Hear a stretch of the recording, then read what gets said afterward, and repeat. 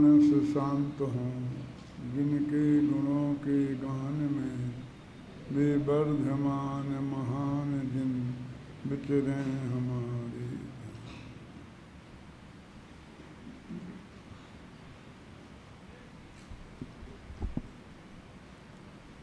समय सार परमागम है और शिष्ट में समागत 47 शक्तियों में 46वीं शक्ति अधिकरण शक्ति, उसकी बात करनी है। पहले भाव शक्ति और क्रिया शक्ति की बात हुई थी। 6 शक्तियों के बाद थोड़ा संबंध आपस में दिमाग में जोड़ के रखा करे। तो क्रिया शक्ति, क्रिया कैसे होती है? क्रिया समझे वर्ग, कोई भी काम होता है तो वो कैसे होता है? तो निर्मल पर्याय की जो क्रिया का कर्ता भगवान आत्मा है, ये क्रिया शक्ति में बताया। तो कहते वो अभिन्न 6 ही कारक उसमें हैं। क्रिया हुआ, क्रिया का करण, क्रिया का कर्ता, क्रिया का कर्म, क्रिया का संप्रदान, क्रिया का अपादान, क्रिया का अधिकरण। तो सब वो क्रिया में से ही निकल रहा है। जब निर्मल पर्याय से संयुक्त है वो शक्तियाँ, तो उसमें ये 47 शक्तियों में 5 शक्तियाँ कर्ता, कर्म, करण, संप्रदान और अपादान तक की हुई। अब ये कहते हैं अधिकरण शक्ति में कि आत्मा का जो धर्म है, धर्म माने निर्मल पर्याय, निर्मल पर्याय को शामिल करके बात है ना। तो चाहे वो सम्मा दर्शन ज्ञान चारित्र कह लो, चाहे निर्मल भाव कह लो, चाहे शुद्धोपयोग कह लो, कुछ भी नाम देना हो, लेकिन वो होगा वास्तविक निश्चय धर्म की बात है। निश्चय धर्म के साथ व्यवहार धर्म होता है, बस वो इसलिए ही धर्म है कि वो उसके निश्चय के साथ है। टोडरमल जी साहब ने मोक्ष मार्ग प्रकाशक में बहुत स्पष्ट शब्दों में लिखा कि मोक्ष मार्ग को मोक्ष मार्ग कहना वो निश्चय मोक्ष मार्ग है, और जो मोक्ष मार्ग का सहचारी है उसे निमित्त की अपेक्षा या सहचार की अपेक्षा, 2 शब्द है ना, कहना उपचार करना वो व्यवहार है। ये बिल्कुल एक नियम है। तो अभी ये बहुत स्पष्ट है। उत्तमचंद जी ने पंचाशती काय की जो अंतिम बताई, शास्त्र तात्पर्य और सूत्र तात्पर्य, तो उसमें भी उन्होंने यही बात कही कि ये सबसे पहले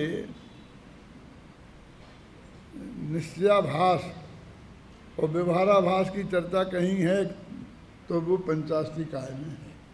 उसके बाद टोडरमल जी के पास है और कहीं नहीं है। और उन पंचाशती काय में उन्होंने ये बताया कि असली धर्म तो वो निश्चय वाला है, वीतराग भाव है। सारे ग्रंथ का तात्पर्य भी वीतरागता है, और गाथा गाथा का हम निकालेंगे तो उसमें जो भी विशेष निकलेगा, लेकिन अंत में तो वीतरागता ही है।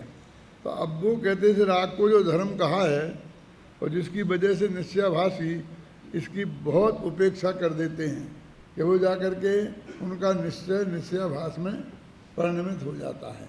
तो उसमें भी बस सिर्फ यही बात है कि इसे ये वास्तव में तो मोक्ष मार्ग नहीं है, लेकिन उसका सहचारी या निमित्त है। ये 2 शब्द टोडरमल जी ने कहे हैं। सहचारी का तो उसके साथ रहता है। चौथे गुण स्थान से मोक्ष मार्ग शुरू हो गया, और अब ये कम से कम जब तक अरहंत नहीं हो गया तब तक भी है, और लगाओ तो जब तक मोक्ष नहीं हो गया तब तक भी है। जो जो चीज़ रहती हैं उनमें आत्मा के भाव होंगे, शुभ भाव, तो वे सहचारी कहलाते हैं।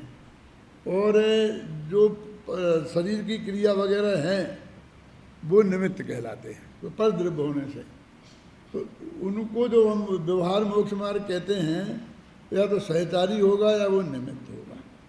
भाई इतनी सी बात जानना है, मान इसमें कोई भ्रम नहीं है, बहुत स्पष्टीकरण है। अब यहाँ ये कह रहे हैं कि आत्मा कि निर्मल पर्यायों का कर्ता आत्मा है, कर्म आत्मा है, करण आत्मा सब है। अब व्यवहार से जिनको कर्ता कर्म कहा जाएगा, कहीं भी कहा हो, इन ग्रंथों में अथवा अन्य ग्रंथों में, समय सार में भी है, प्रवचन सार में भी मिलेगा, पंचाशी काल में भी मिलेगा, तो उन सबको सहचारी पने से और निमित्त पने से कहा जाएगा। और ये भी समझ लो कि इनका भी बंटवारा नक्की है, ज़्यादा दिमाग लगाने की ज़रूरत नहीं है। जो शुभभाव रूप मोक्ष मार्ग है वो सब सहचारी कहलाता है, और जो निमित्त रूप मोक्ष मार्ग जिसे कहते हैं वो सब परद्रव्य की क्रिया, शरीर की क्रिया है ना, ये कहलाती है। और भी जो हमारी बाह्य क्रियाएं हैं, तो ये निश्चय व्यवहार की संधि है। समय सार के 47 शक्तियों के प्रकरण में उन्होंने निर्मल पर्याय को लिया है और उनकी ये सारी शक्तियों की बात करी कि भगवान आत्मा को निर्मल पर्याय रूप परिणमित होने के लिए, सम्यक दर्शन ज्ञान चारित्र रूप परिणमित होने के लिए किसी पर की ओर देखने की रंच मात्र आवश्यकता नहीं है। अब इसे जितनी दृढ़ता से कहेंगे व्यवहार का उतना ही निषेध दिखेगा। उनका रंच मात्र सहयोग नहीं है। अब कहते अब भी हाल तो तुमने सहचारी कहा और अभी हाल सहयोग का निषेध करने लगे बजन भाई। तो मैंने कहा नहीं, इन सब चीज़ों में बहुत छोटी छोटी बातों की बारीकी है, और जब तक आदमी इसमें रचे पचे नहीं तब तक वो पूरा मर्म नहीं समझ पाता है। सब मुमुक्षुओं से इसलिए तो हम बार बार अनुरोध करते हैं कि आप सब पढ़ो। कितनी हैं, यदि कुंद कुंद की गाथाएं हैं, कितनी गाथाएं होंगी कुल? 2000 नहीं होंगी, गिन लेना। समय सार, प्रवचन सार, पंचास्तिकाय, अष्टपाव सब मिला के, अब उसकी एक गाथा 2 लाइन की, जब 2000 होंगे तो 4000 लाइनें हैं बस। कुंद कुंद का कितना माल है? 4000 लाइनें, और 25 लाइन कम से कम, वो अधिक से अधिक 30 लाइन एक पेज में आती हैं। कितनी लाइनें हुई आप गिनो तो कितना पेज हुए, जल्दी निकाल के बता। हैं बस 100-125 पेज, इतना माल कुंद कुंद का है बस। अभी दिखेगा इतना ढेर। अब गुरुदेव के प्रवचन हम 11 भाग लगा के रखेंगे तो 5000 पेज, एक पेज वही है, लेकिन है तो इतना ही कुल।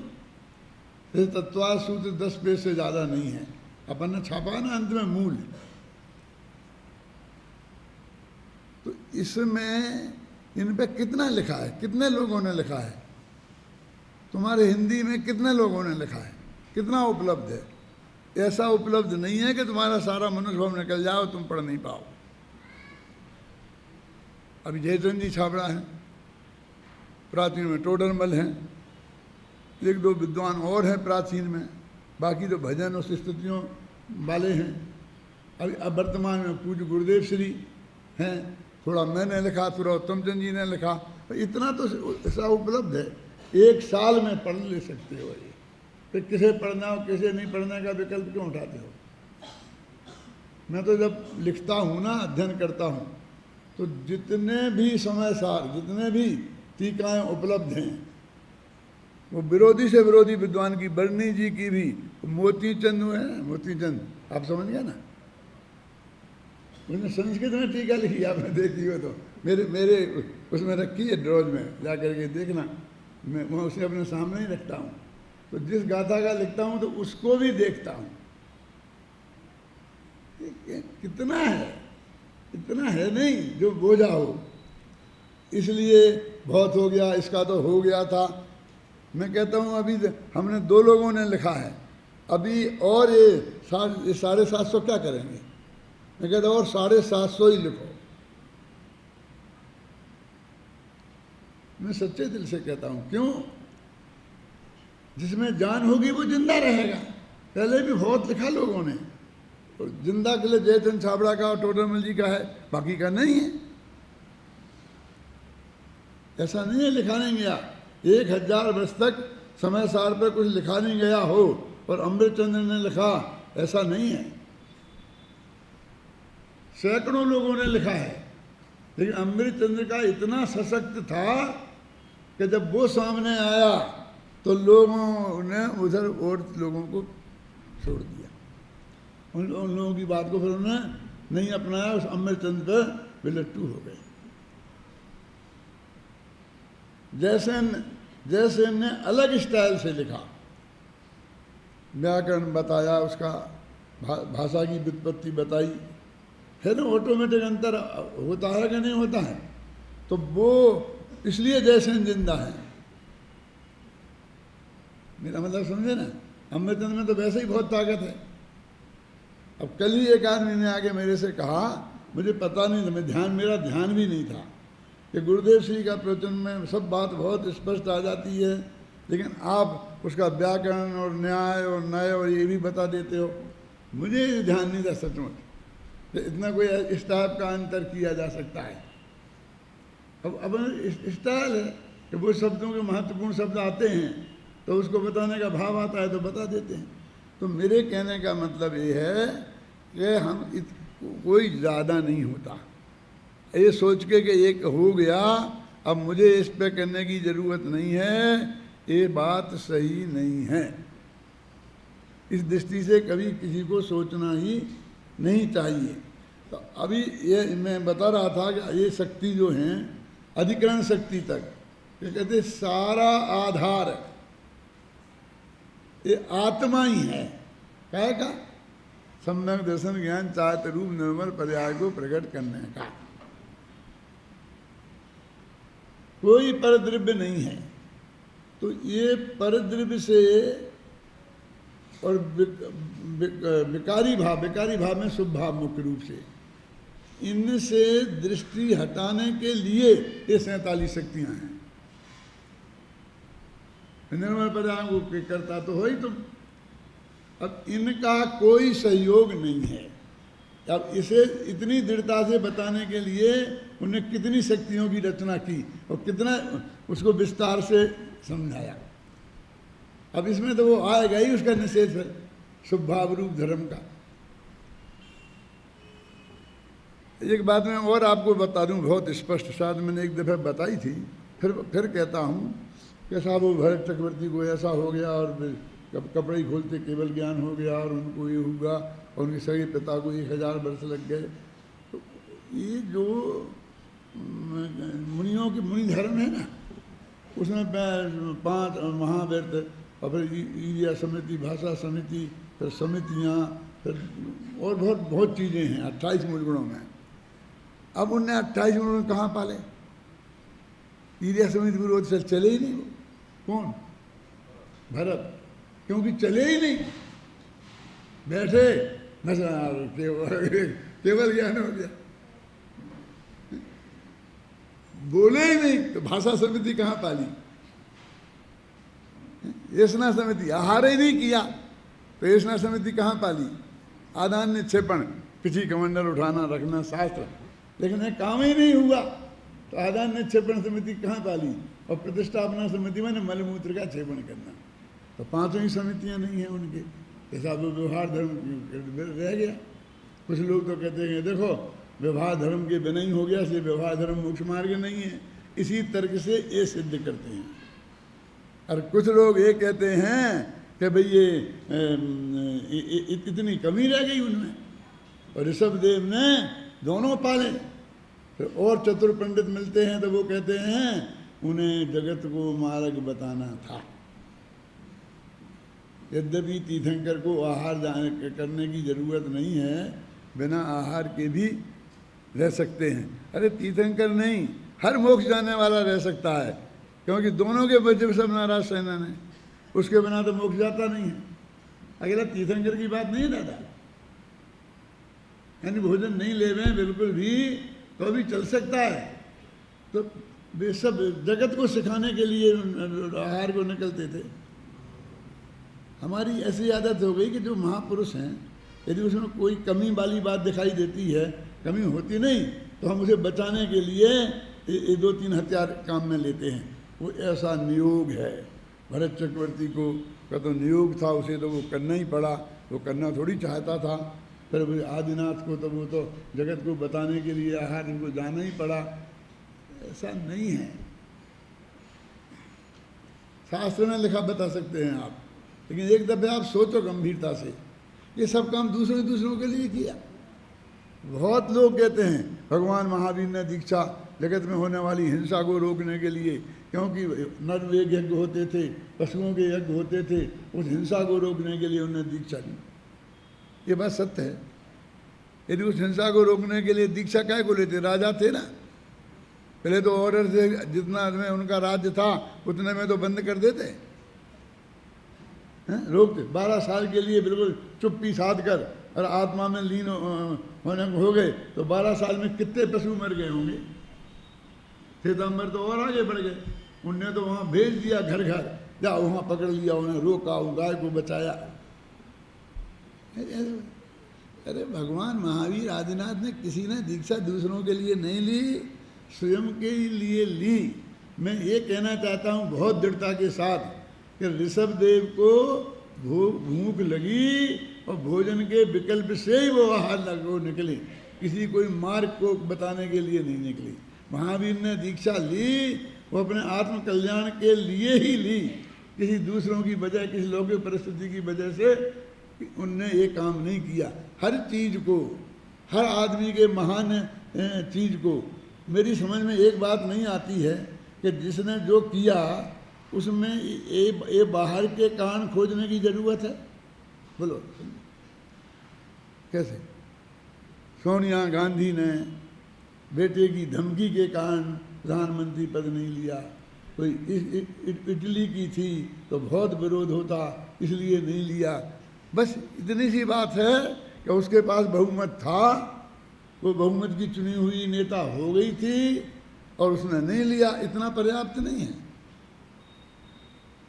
बस अपनी मर्जी से नहीं लिया। मैं आपको बोलता हूँ, अब इसमें इतनी बड़ी रिसर्च की क्या ज़रूरत है, उससे क्या उपलब्ध करोगे आप? सच्ची तो बात ये है कि उसको जो उसकी वजह से यश मिलता है कि मिला, वो तुम्हें बर्दाश्त नहीं है।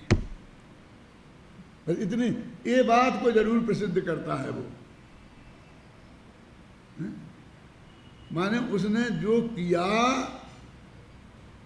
वो उसका ही परिणाम था, इसमें हमको स्वीकृति में क्या दिक्कत है?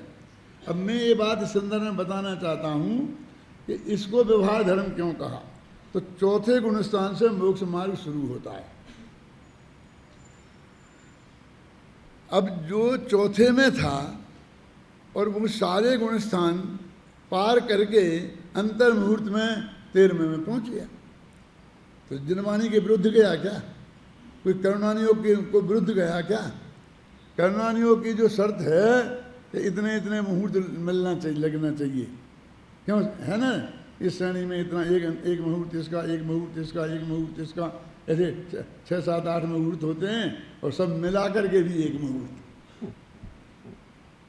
तो वो सब पूरा का पूरा लगा है। चाहे लिखा हो अगले ही क्षण उन्हें केवल ज्ञान हो गया हो, चाहे जो कुछ लिखा हो,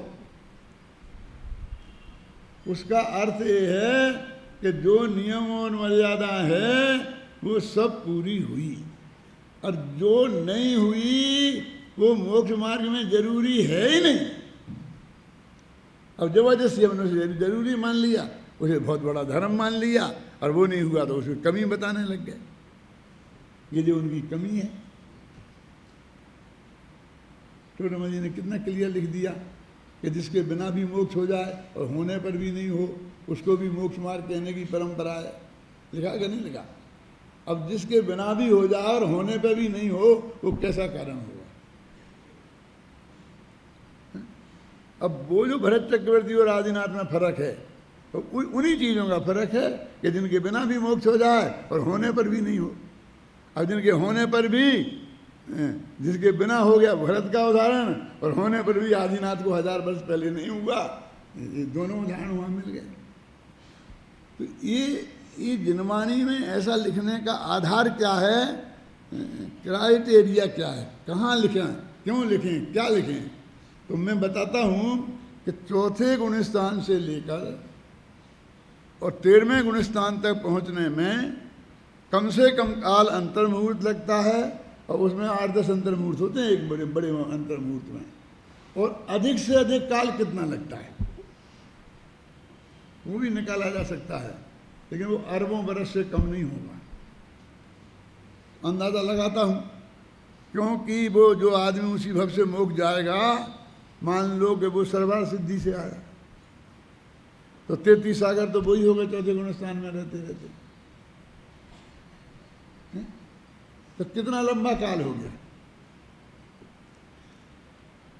अब किसी को एक उन्हीं के भरत चक्रवर्ती के बेटों को एक अंतर सम्मत दर्शन हो गया, दूसरे में वो हो गया, तीसरे में ये हो गया, और वो केवल ज्ञान हो गया। तो उसके बीच का पीरियड अधिकतम जो है उसमें जैसे जैसे निमित्त और जैसे जैसे शुभाचार, शुभ भाव और शुभाचार, चार माने निमित्त, परद्रव्य की क्रिया, ये चीजें होती हैं उनने उस नियम के अनुसार कि जिसके बिना भी मोक्ष हो जाए और जिसके होने पर भी नहीं हो, लेकिन हो, पर उन सबको व्यवहार मोक्ष मार्ग कह दिया। परद्रव्य की क्रियाओं को निमित्त की अपेक्षा और शुभ भाव को सहचारी की अपेक्षा। अब अपना झगड़ा सहयोग नहीं है और सहचारी है, तो क्या फर्क है सहयोग और सहचारी में? सहचारी माने साथ में रहना, उसमें सहयोग की कोई बात नहीं है। देह ने आत्मा को कोई सहयोग नहीं किया वृत्त पालने में, लेकिन जब वो उसने वृत्त पाले, ऐसे वृत्त के भाव हुए ना उसको, तब वहाँ वो शरीर शुभ भाव साथ में था, बस। सहचारी माने साथ में होना, बस, सहयोगी नहीं। एक तो यहाँ से मैं गया, यहाँ से मान ली कहीं पे बम्बई गया, तो एक आदमी तो मेरे सहयोग के लिए गया कि मैं नहीं उठा सकता हूँ, तो मेरा सामान उठा देगा, रख देगा, ये करेगा, एक सहयोगी, समझ गए।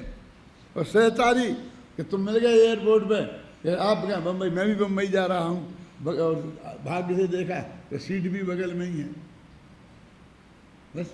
और साथ में वो सहचारी है। सहचारी और सहयोगी में अंतर समझ में आया? वो व्यवहार मोक्ष मार्ग सहचारी है कि निमित्त है, सहयोगी नहीं है। अशोक अब उन सब चीजों को कह देंगे, तुम गिनते गिनते परेशान हो जाओगे। तो सबसे ज्यादा दिक्कत यह है कि चौथे गुणस्थान का काल बहुत लंबा है, वो सर्वा सिद्धि के 33 सागर, और यहाँ पैदा हुए तो जब तक 5वां गुणस्थान नहीं हुआ, दीक्षा नहीं ली ऋषभदेव ने, तब तक के वो 83 लाख पूरब, इतना लंबा काल है। अब इतने लंबे काल में जो भी सहचारी होंगे, शुभभाव होंगे, और जो भी निमित्त होंगे, उन सब को मोक्ष मार्ग कह देगा ये।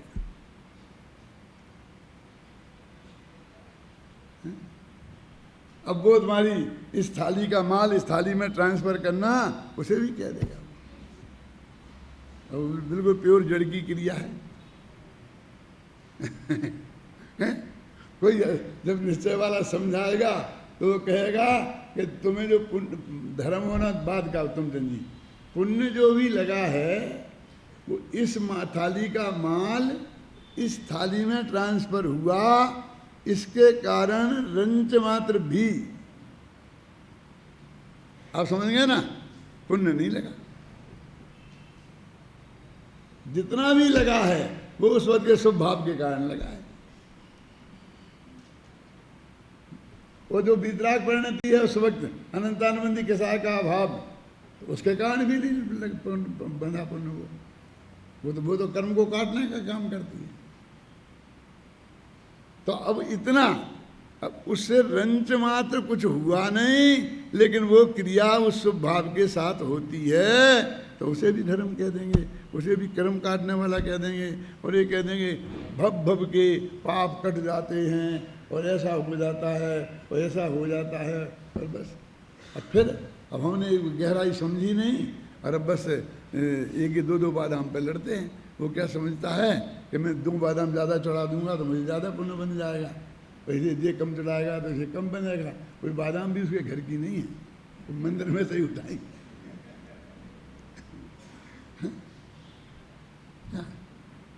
घर से लाया भी नहीं है, उसके बदले में कुछ भी देने का आज तक विकल्प तक नहीं किया है। हम उनकी हिंदुओं की मजाक उड़ाते हैं, गंगा से ले गंगा जल को गंगा को अर्पण करते हैं। क्या समझ में है ना, कि गंगा नदी में गए तो उसी में तो डुबकी लगा के नहाया, सारी गंदगी उसी गंगा नदी में डाली, फिर उसी में से एक लोटा में गंगा जल लिया। समझे ना, वो भी घर से नहीं लाए थे, और फिर उसी गंगा मैया को धीरे धीरे डाल, एक आध मंत्र बोलते बोलते डाल दिया, हो गया धर्म। गंगा से ले गंगा जल को गंगा को अर्पण करते हैं। मंदिर में गए, मंदिर की धोती दुपट्टा, मंदिर का गर्म पानी, उसी से नहा के वही धोती दुपट्टा पहनकर, जो माली ने धोए थे, फिर भी माली धोएगा तो उसे धोगे भी नहीं, क्यों? और फिर जाकर के धरब उठाई, पुजारी से धरब धुलवाई, अपने हाथ से धोई तक नहीं, और धुलवा कर लेकर एक थाली में माल दूसरी थाली में ट्रांसफर कर दिया, और माल की तौल के हिसाब से पुण्य मान चाहता है।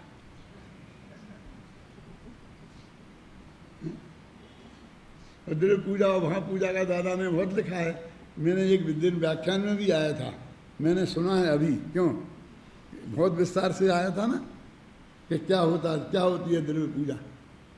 वो माल चढ़ाया वो द्रव्य पूजा, और जो छंद बोला वो भाव पूजा, यही निपटा लिए दोनों। अरे वो छंद बोला वो भी द्रव्य पूजा है, क्योंकि वो भी पुद्गल का परिणमन है, पर द्रव्य की क्रिया है, समझे ना।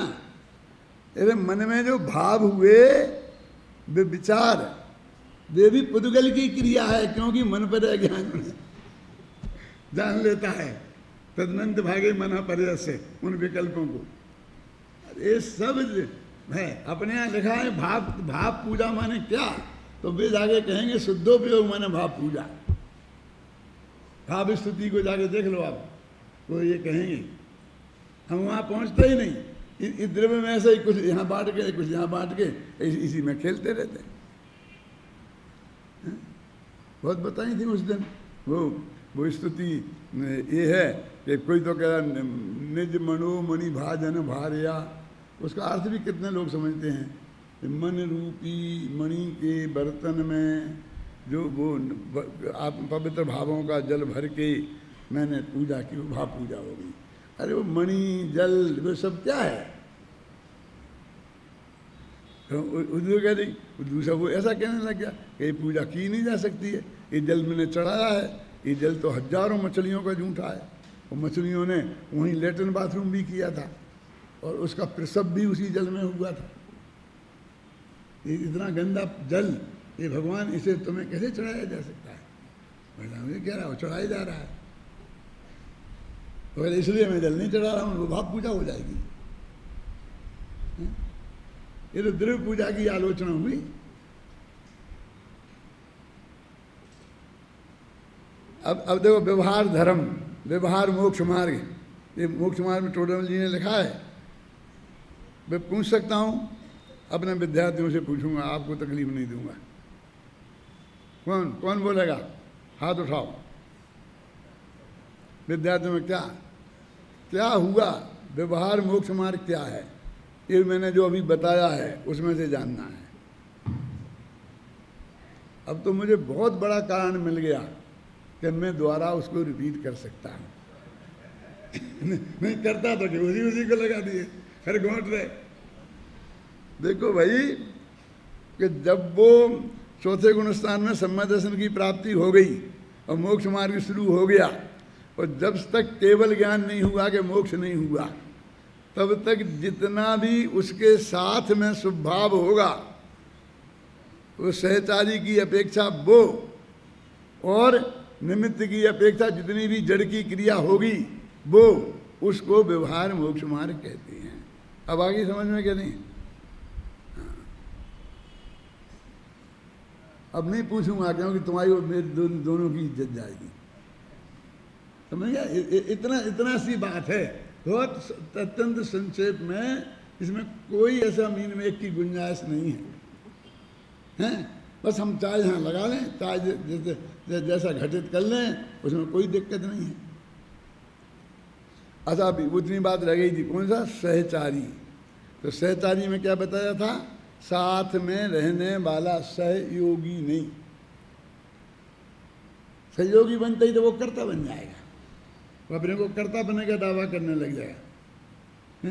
ये जो है ना जिनेन्द्र सिद्धांत कोश, ये बर्नी जी ने संपादित किया, लिखा तो नहीं कह सकते हम, क्योंकि उन्हें एक लाइन भी खुद नहीं लिखी, बस जो शास्त्र पढ़े निशान लगा दिया, उसकी कटिंग करके और ये फाइल में लगा दी, सीधी प्रेस को दे दी, छप गई, कुछ नहीं। पर उनने वो सिलेक्शन किया है।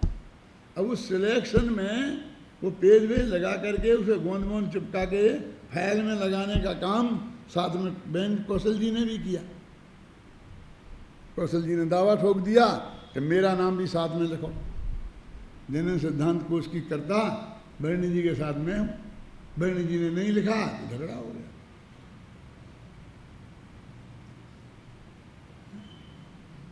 उनने लेख लिख दिए, अखबारों में निकल गई, सबको मालूम पड़ गई, हम जैसे लोगों को भी, कि क्या हुआ कि नहीं साहब मैंने किया, सारा काम तो मैंने किया, बर्नी जी ने क्या किया? बर्नी जी तो इतना बता देते थे कि ये लगा दो, लगाने का काम तो मैंने किया। तो क्या काम हुआ जिन्हें सिद्धांत कोश में अब पता चलेगा। यदि तुम एक देखोगे वो जयचंद छाबड़ा, तो जयचंद छाबड़ा की जो पुरानी भाषा की किताब उन्हें मिली होगी, वही की वही उनने उसमें लगा दी। इस श्लोक का लिखा और उसका अर्थ जो उस किताब में लिखा था वो ही लगा दिया। ये नहीं देखा कि ये सही है कि नहीं, कि मैं इसे ठीक कर दूं, ऐसा एक कोमा भी ठीक नहीं किया उन्होंने। तो कर्ता बन जाते। कर्ता कैसे कहते? अभी अपनी बात क्या चल रही थी? सहचारी। तो सहचारी में पूर्वचारी और उत्तरचारी भी होते हैं। अब ये क्या है अभी हमारी आगे परीक्षा में किन किन ने पढ़ा है? हाथ उठाओ। चलो बहुत हाथ उठ गए। तो ये तो तुम समझते होगे ना कि पूर्वचारी क्या है, सहचारी क्या है, उत्तरचारी क्या है। देखो कोई चीज़ है तो उसके पहले हो वो पूर्वचारी, बाद में हो वो उत्तरचारी, साथ में हो वो सहचारी। राजा साहब जा रहे हैं, घोड़े पर बैठे हैं, दो घोड़े आगे हैं, दो घोड़े पीछे हैं, दो घोड़े इस तरफ हैं और दो घोड़े इस तरफ हैं।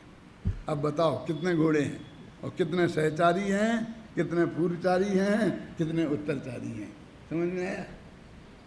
जो घोड़े आगे चल रहे हैं वे पूर्वचारी हैं, जो पीछे चल रहे हैं वे उत्तरचारी हैं, जो बगल में चल रहे वे सहचारी हैं।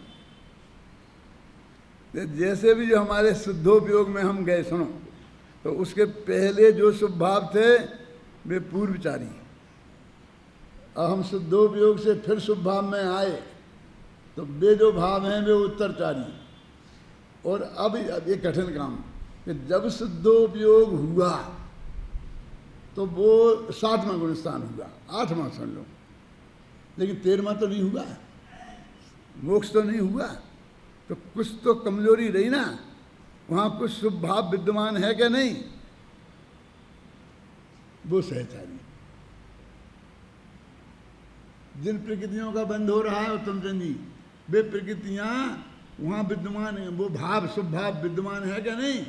उस शुद्धोपयोग के साथ उस सहचारी को कहा है। अब तेरे जिसके का वो पूर्वचारी है, जिसका उत्तरचारी है, जिसका सहचारी है, तो वो तो दूल्हा होवे तब। अब दूल्हा तो बारात में है ही नहीं, कौन पूर्वचारी कौन उत्तरचारी, शुद्धोपयोग तो है ही नहीं। अब उसका शुभ राग कैसे धर्म हो जाएगा? समझ में आई? क्या कहा बबलू? ऐसा चल रहा है। दूल्हे के बिना भीड़ बारात कहला रहे। दूल्हा गायब है और भीड़ जा रही, उसे कह रहे बारात जा रही। बारात है वो। आप समझ गए ना? वो शुद्धोपयोग हो और उसके साथ में जो शुभ भाव हो, उसके पहले जो शुद्ध भाव हो, उसके बाद में जो शुद्ध भाव हो, वो है। और वो है ही नहीं। बहुत खतरनाक बात कह रहा हूं, किसी को बुरा लगे तो मुझे यही माफ कर देना।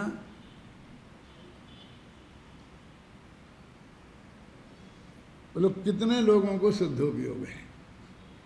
सब में दर्शन है, चलो छोड़ो। और मैं दूसरे से नहीं कहता ये सर्टिफाई करे, खुद को सर्टिफाई करो। अपने मन में सोच लो कि मैं हूं कि नहीं। मैं तुमसे सर्टिफिकेट नहीं दिलाता हूं, मैं अपने मन में सोच लूं कि मैं हूं कि नहीं। तुम अपने मन में जान लो कि मैं हूं कि नहीं। तो अब वो है ही नहीं शुद्ध भाव, तो किसका सहचारी, किसका पूर्वचारी, किसका उत्तरचारी और किसका निमित्त? अब हमारा सारा शुभ भाव और सारी शुभ क्रिया जीरो है कि नहीं है? बोलो। अब ये बिल्कुल प्योर तत्व ज्ञान है। अब मैं आपको ये बता रहा हूं, ये कोई निश्चय व्यवहार का पक्ष की बात नहीं है, बिल्कुल भी। ये उपेक्षा की बात नहीं है उत्तम चंद जी। ये तो वस्तु का स्वरूप है ना। टोडामल जी ने लिखा ना, मोक्ष मार्ग तो हो नहीं, पर मोक्ष मार्ग का सहचारी हो, है ना, या निमित्त हो, उसे उपचार से मोक्ष मार्ग कहना, उसका नाम व्यवहार मोक्ष मार्ग है। कितना क्लियर लिखा कि नहीं लिखा? तो उत्तरचारी, सहचारी, पूर्वचारी किसी चीज का होगा ना, और निमित्त भी किसी चीज का होगा ना। ये सम्मत दर्शन की क्रिया है, मतलब सम्मत वो जो भाव है, तो ऐसा कोई चीज होगी ना कि जिसका ये सहचारी है, जिसका ये निमित्त है, जिसका ये है।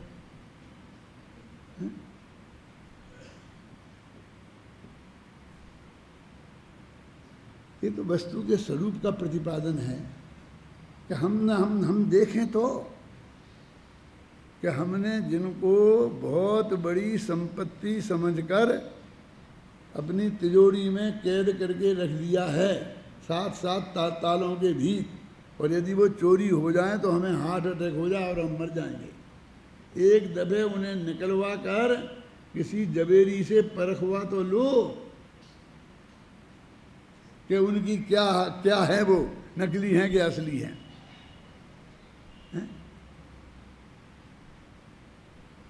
समझ में आया ना? और जवेरी ने कहा कि तुम्हारी मानोगे नहीं, तुम्हें बुद्धू बना रहे, जैसे हम तुम्हें मुफ्त में बेच दें, जल्दी में दे दें।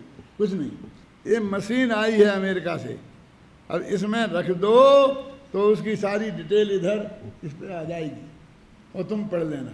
हमारा उसमें कोई काम नहीं है। अब उसमें आ गया ये तो बिल्कुल नकली है, इसमें कुछ नहीं है, कांच का टुकड़ा है। आप समझिए क्या करें? नहीं, मैं नहीं मानता, मैं नहीं मानता। मेरे एक पिताजी कहानी सुनाया करते थे, उसी कहानी को मैंने आप कुछ कहो में लिख दिया है। अपनी भाषा मेरी है, लेकिन पिताजी बहुत रस ले लेकर के सुनाते थे। अभी मैं सुनाऊंगा नहीं, आप ही पढ़ लेना। क्या नाम है शांति उसका? हाँ, गांठ खोल देखी नहीं, सबके पल्ले लाल, लाल बिना कोई नहीं, और जाते हैं भई कंगाल के गांठ खोल देखी नहीं। पहले एक किताब ही गांठ खोल देखी नहीं के नाम से छपी थी, बाद में आप कुछ कहो के नाम से छप गई।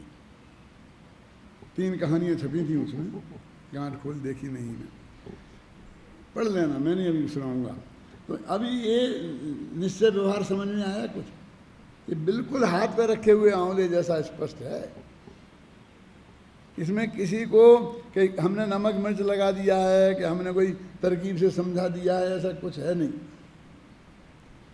यदि आपके सम्यक दर्शन होने के बाद और मोक्ष जाने के काल में जितना लंबा काल है बीच का, उसमें जो होगा, क्योंकि सम्यक दर्शन रूप धर्म मौजूद है, इसलिए उसमें जो सहचारी और जो निमित्त होंगे उन सबको भी व्यवहार से मोक्ष मार्ग कहा जाएगा। आगे समझ में? तो अभी सम्यक दर्शन, अब तो शुद्ध उपयोग कहा था, अब सम्यक दर्शन जिसको उपयोग बाहर भी हो तो भी चलता ना, इसलिए कह रहा हूँ।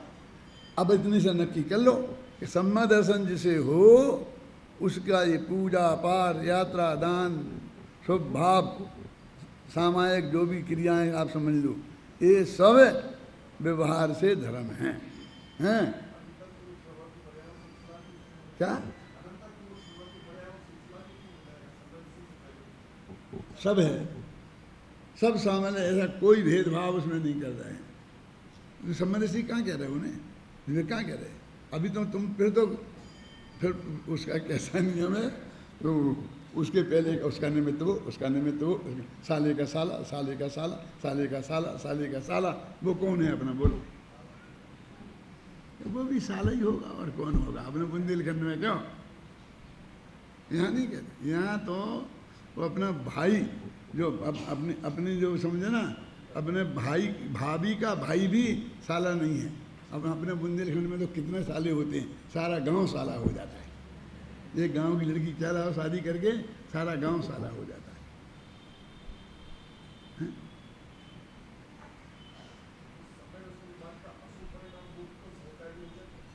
सब होगा, ये मैं कह रहा हूं ना कि आप ये नक्की करो कि जिसके सहचारी और निमित्त होने को व्यवहार से धर्म कहा वो है कि नहीं, उसकी कोई बात नहीं। अजय उनने ये कह दिया कि सम्यक दर्शन के बिना सब खाक है, कुछ नहीं है, मिट्टी है, तो इसमें कहाँ ये बिल्कुल देश से प्रतिपादन है कि तत्व का प्रतिपादन है?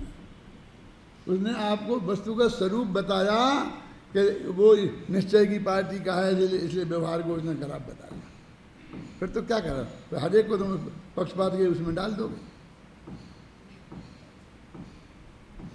ये अधिकरण शक्ति में ये कह रहे हैं कि अधिकरण माने आधार, कि सम्यक दर्शन रूप पर्याय का जो भी निर्मल पर्याय सब सम्यक दर्शन ज्ञान चारित्र, उन पर्यायों का आधार अपना आत्मा ही है, उसी के आधार से होगा, उसी के लक्ष्य से होगा, उसी में होगा।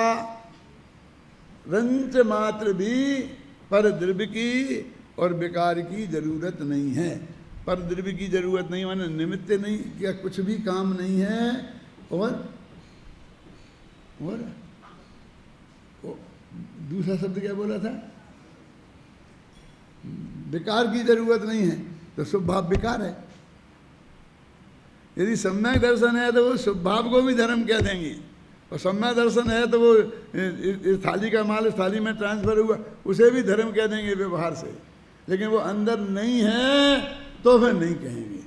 और अभी हम क्या कर रहे हैं बोलो, अपनी मान्यता में विचार करो। सब हमें मानने को तैयार है हमारा मन कि हमने जितना 10 दिन में धर्म किया है शिविर में आकर के, और उसको हम जाते जाते तुम्हारा जीरो कर दें कि तुमने कुछ नहीं कमाया है।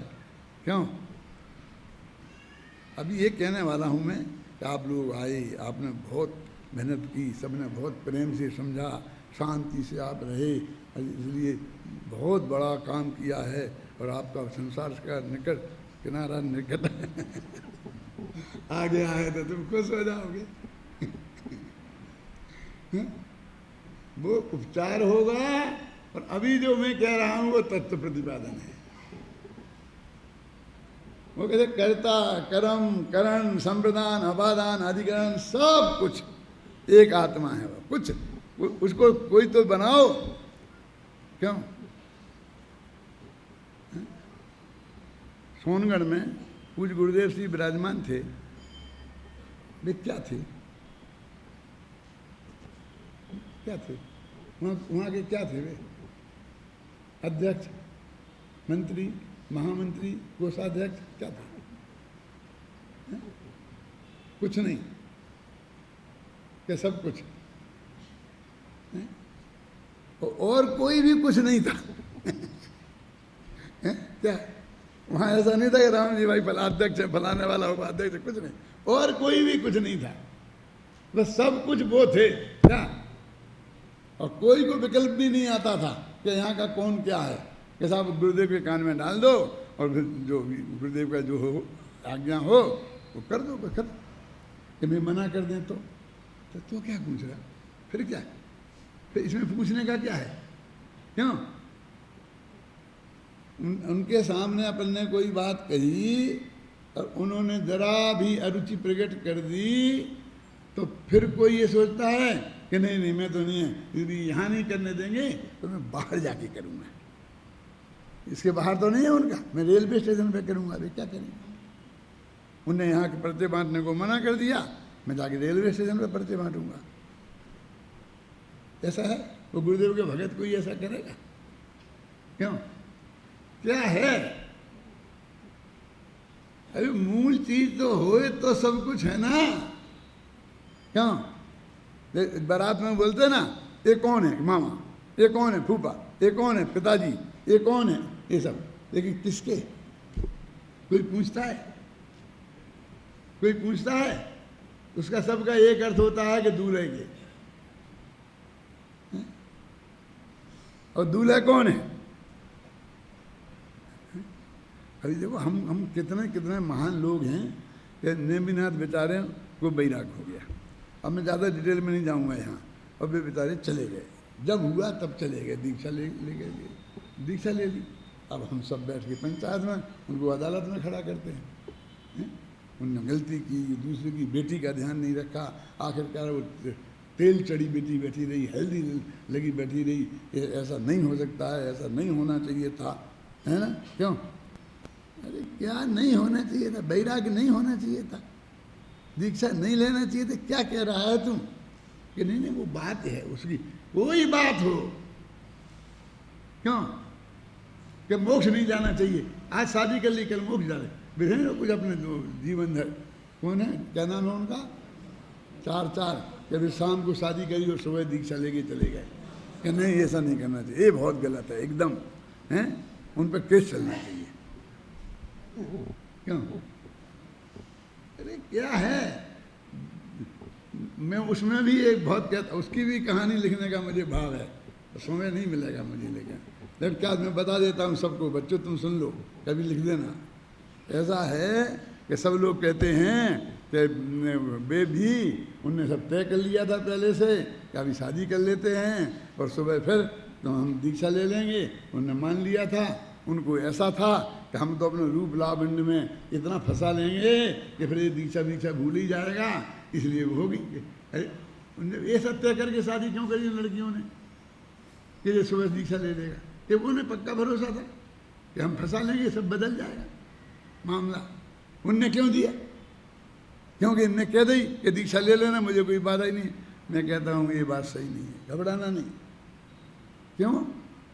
मैं ये कहता हूँ उन्हें उस वक्त शादी करने का भाव था, इसलिए उनने शादी की और सुबह उन्हें तीव्र वैराग्य हो गया, इसलिए उन्होंने दीक्षा ली। सीधी सच्ची बात तो ये है।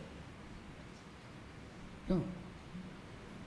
अब रात को आए मेरे पास और आपने मेरे से एक बात कही कि ये काम करने के लिए, और मैंने आपको मंजूरी दे दी। अब मेरी बात समझना।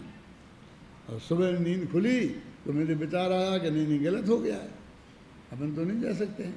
तो सुबह मैंने आपको बुलाया, कहा कि अशोक शाम को मैंने कहा था, लेकिन भैया वो नहीं हो पाएगा। नहीं, आपने शाम को क्यों कह दिया? आप नहीं बदल सकते। क्या बदल, हम बदले ही कहाँ हैं? वो जिसने कही थी वो रात खत्म हो गया। अभी का जो भाव है वो दूसरा, यानी वो वैराग्य लेने में, घर छोड़ के जाने में भी, क्यों तूने कही थी, कल कही थी, शाम को कही थी, कितने जल्दी कही थी, कितनी देर में कही थी, इनसे क्या फर्क पड़ता है? हमें हर एक में वो दिखता है क्या? कोई बाहर का कोई कारण देखते हैं, सीधा सहज भाव नहीं दिखता है। अब और ये नहीं दिखता है उसकी काल लब्धि यही थी, उसकी क्रमबद्ध में यही थी। केवली भगवान से पूछते वो भी बता देता क्या किसी ये सब कितना बड़ा नक्की था तुझे, तो तूने नक्की किया था, ये झूठा विकल्प किया था, उसको तो तू इतना महत्व दे रहा है। और जो अनंत तीर्थंकरों ने देखा था, पहले से नक्की था, इतना बड़ा ध्रुव सत्य था, और उसको तुम उससे इनकार कर। बोलो भाई, सच्ची बोलो आपका। अरे ये तो हम उसे सहज नेचुरल क्यों नहीं मान सकते? ये नहीं हो सकता है। वो क्या हुआ था, क्या कारण हुआ था, जो हुआ था, गायें खड़ी थी उन्हें कोई, अरे इस निमित्तों को खोजता, अंदर क्यों नहीं देखता? बैराग हो गया था, किस निमित्त से हुआ, क्या फर्क पड़ता है? तो गायों का नाम काय को आ गया कि जब वो उनने बैरागी की बात कही तो वे ऐसे दिख रहे थे, सामने गायें थी, तो हमने ये समझे कि गायें देख के हो गए। ऐसा है निमित्त का कथन। बस मैं सच्ची बोल रहा हूँ मैं आपको, मैंने इतने 60 साल से पढ़ा है, उसका निष्कर्ष निकाला है, वो बता रहा हूँ मैं आपको। कुछ नहीं है इससे ज़्यादा। ऐसा लिखा है कई तीर्थंकरों का कि उन्हें बिजली चमकती देखी और उन्हें बैराग हो गया। बिजली नहीं देखी थी सारी जिंदगी में, लाखों वर्ष के हो गए थे, लाखों वर्ष में उन्हें बिजली चमकते नहीं देखी थी। तो क्या हुआ फिर? जब उन्हें बैराग हुआ तब वे ऐसे सोच रहे थे, ऐसे देख रहे, और वहाँ बिजली चमकी और इनने बुला के कहा भैया परमात्मा मैं तो अभी जाऊँगा, आप दीक्षा लूँगा, आप तो मैं दीक्षा लूँगा। तो क्या है कि बिजली से हो गया, बिजली करो, बंद कर दो बिजली को चमकना बंद करा दो। अरे कुछ नहीं, उसके सामने गधा खड़ा होता तो गधा निमित्त हो जाता। ऐसा ही है, वो जो उस सामने जो चीज़ हमें दिखाई देती है उसे हम निमित्त कह देते हैं। बस आप समझे ना? जिसको जो दे, वो नीलांजना मरती देखी तो नीलांजना क्या हो गया, उन्हें मौत नहीं देखी थी आजकल। मैंने वो इतना कम महत्व का, मैं क्या शब्द बोलूँ, है निमित्त की कितना कम महत्व की चीज़ है, उसको हमने इतना बड़ा श्रेय दे देते हैं। और जो असली उपादान अनंत काल पहले से काल लब्धि नक्की है, अनंत तीर्थंकरों ने जाना है, आप समझे, वो सब बातें हमको बिल्कुल एकदम उपेक्षा कर देते हैं। इस जगत का स्वरूप तो देखो, हम उनकी बात मानो, क्या बात माने उनकी। एक महत्वपूर्ण बात है, कितना समय हो गया मुझे पता नहीं भैया, मैं संबंध शक्ति और पढ़ाना चाहता हूँ, है ना? अभी 10-15 मिनट नहीं है, कितना हो गया पता? 2 मिनट हैं, तो 2 मिनट इसके लिए दान देते हैं।